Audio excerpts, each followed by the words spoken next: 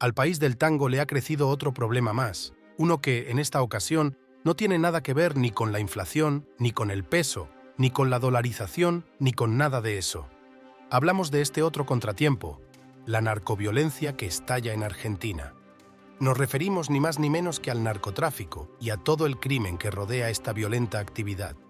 Aunque es cierto que Argentina posee la cuarta tasa de homicidios más baja de toda América Latina, hay un lugar donde las cosas ya son radicalmente diferentes: la ciudad de Rosario.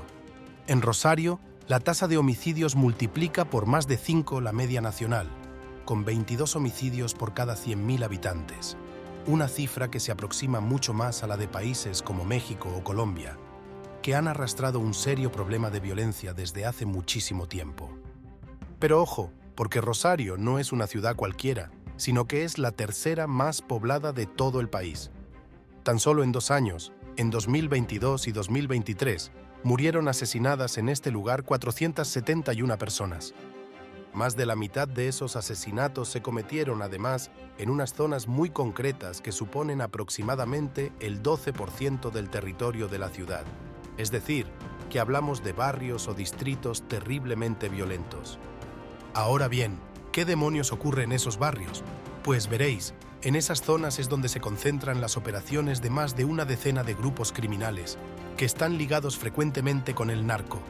Son grupos que tienen una guerra abierta entre ellos y cuya violencia ya salpica al resto de la población de Rosario. Algunos ya hablan de la anomalía narco en la región de Santa Fe, donde está Rosario. Otros comparan a esta ciudad con El Salvador antes de Bukele, y los hay que van más allá, y conocen a Rosario como la Sinaloa de Argentina. Y no es para menos, pues cuando el narco se extiende, suele llevarse todo por delante. El caso es que, probablemente, muchos de vosotros, sobre todo los que no nos estáis viendo desde la Argentina, no tuvieseis ni la más remota idea de que en este país podríamos encontrar semejantes problemas de seguridad. Y es lógico, porque aunque el narcotráfico lleva muchos años existiendo en el país, hasta ahora más o menos ha sido discreto y ha estado bajo control, pero de un tiempo a esta parte se está escapando totalmente de control. El riesgo ahora para los argentinos es que después de Rosario vengan otras ciudades, que se contagie la violencia y el poder de los narcos llegue incluso a la mismísima Buenos Aires. Y ante ese grave riesgo aquí, en VisualPolitik, nos hemos hecho unas cuantas preguntas. ¿Qué ha ocurrido para que el narcotráfico esté empezando a hacer auténticos estragos en la Argentina? ¿Qué piensa hacer el gobierno de Javier Milei para enfrentar este problema? ¿Podría el gobierno libertario aplicar una estrategia tipo Bukele para acabar con el problema de raíz? Vamos con ello. Como os acabamos de contar, el narcotráfico no es algo precisamente nuevo en la Argentina, y mucho menos en Rosario. Lo que sí ha cambiado es cómo es ese narcotráfico. Y es que, veréis, hasta hace poco el país gaucho no era más que una ruta de paso para la droga. Por ejemplo, el narcótico que más suele atravesar Argentina es la cocaína, y en resumidas cuentas, esta que vais a ver ha sido desde hace años una de las rutas más conocidas. Fijaos. Primero, la cocaína sale en avionetas pequeñas que despegan de pistas clandestinas en los departamentos bolivianos de Beni y Tarija, que son centros productores. Estas avionetas vuelan por zonas donde no hay apenas cobertura de radares, como el Chaco paraguayo, que es donde aterrizan. La elección de Paraguay se debe a que este país tiene peores controles sobre el tráfico de estupefacientes. Después, la carga se mete en camiones y en barcos, que la transportan por la hidrovía Paraná-Paraguay. Esta hidrovía es un corredor natural de transporte fluvial de más de 3.400 kilómetros de largo. Pues bien, este corredor permite la navegación entre los puertos de Argentina, Brasil, Bolivia, Paraguay y Uruguay de forma continua. Os hago una pregunta. ¿Sabéis qué ciudad argentina está bañada por el río Paraná? Exacto, has dado en el clavo, Rosario. Pero es que para más INRI, esta hidrovía desemboca en el Océano Atlántico muy cerca de Buenos Aires. Es decir, que la ciudad Rosario domina una magnífica ruta hacia el Atlántico. Es una autopista perfecta para exportar al resto del mundo la cocaína boliviana y peruana, así como la marihuana de Paraguay.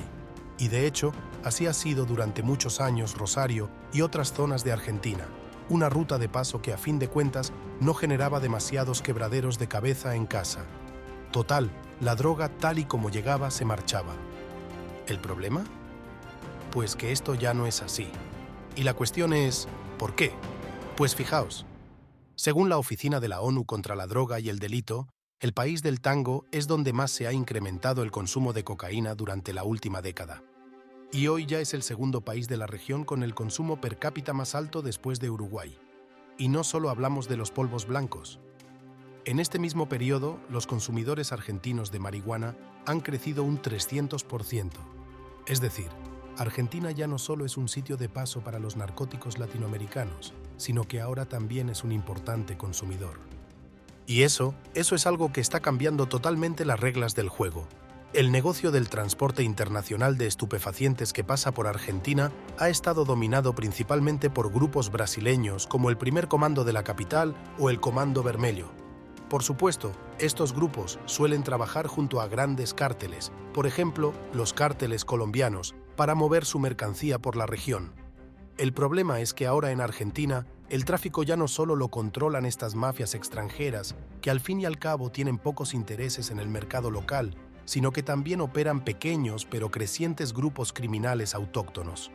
Son lo que se conoce como los clanes narcotraficantes y se dedican principalmente al menudeo, es decir, a la venta al consumidor final. Pero a medida que el negocio ha crecido, también lo ha hecho su fuerza y la competencia entre diferentes organizaciones.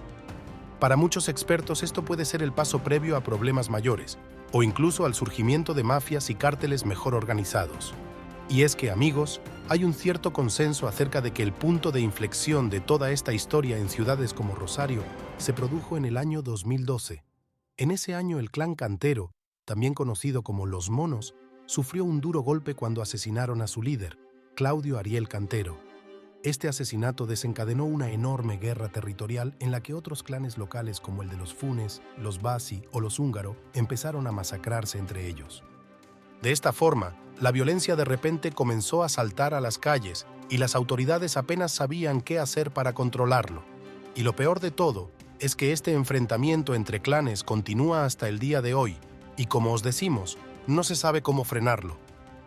En Rosario ya se ha cruzado la frontera del narcotráfico a la narcoviolencia, y por eso noticias como esta son ya más la norma que la excepción. Industria de sicarios en Rosario. El 70% de los asesinatos en la ciudad son por la guerra de bandas narco. Al final, como os decimos, todo esto es consecuencia del crecimiento del mercado local de estupefacientes, porque las mercancías ya no solo pasan por Argentina, sino que ahora muchas se quedan. Lógicamente, eso hace que estos clanes estén ganando cada vez más dinero, y con ese dinero pueden adquirir cada vez más armas y controlar su negocio en más barrios a través de las guerras, los sobornos y las extorsiones a los negocios locales. Esto está multiplicando la psicosis y el miedo entre toda la población.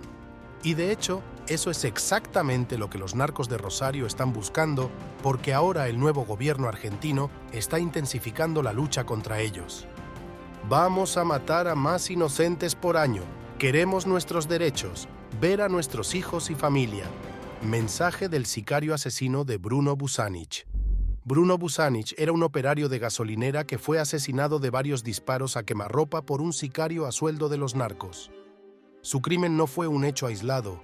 En esos días de marzo de 2024, los narcos asesinaron también a 2 taxistas y un conductor de autobús. Y hace apenas unos días, ocurría esto en una farmacia. Violencia en Rosario. Balearon una farmacia y dejaron una nota que decía «Pagá». En este último caso, se cree que esta farmacia, que está en una zona caliente de Rosario, estaba siendo extorsionada por los narcos para que pagaran una especie de impuesto revolucionario. Ya sabéis su máxima, plata o plomo. Eso no ha cambiado, y como al parecer no pagaron, pues el resultado fue terrorismo puro y duro. Y ahí no queda todo. También han amenazado al gobernador de la provincia de Santa Fe, Maximiliano Puyaro, y a su ministro de Seguridad, Pablo Cococcioni. ¿El motivo? Pues, según los narcos, se están violando sus derechos porque el gobierno de Santa Fe ha empezado a publicar fotos de los criminales en las cárceles al más puro estilo Bukele, concretamente en la cárcel de Piñero. El objetivo de los narcos, a fin de cuentas, es instalar la psicosis y el miedo entre la población para presionar al poder político para que deje de apretarles. Sin embargo, y por ahora, El gobierno de Milei parece dispuesto a acabar con el narco de una vez por todas y, amigos, para conseguirlo tiene un plan. A partir de ahora, vamos a trabajar con mucho más énfasis para lograr que Rosario sea una ciudad liberada de esta nueva policriminalidad que tenemos hoy en esta ciudad y en las ciudades de alrededor que se van expandiendo.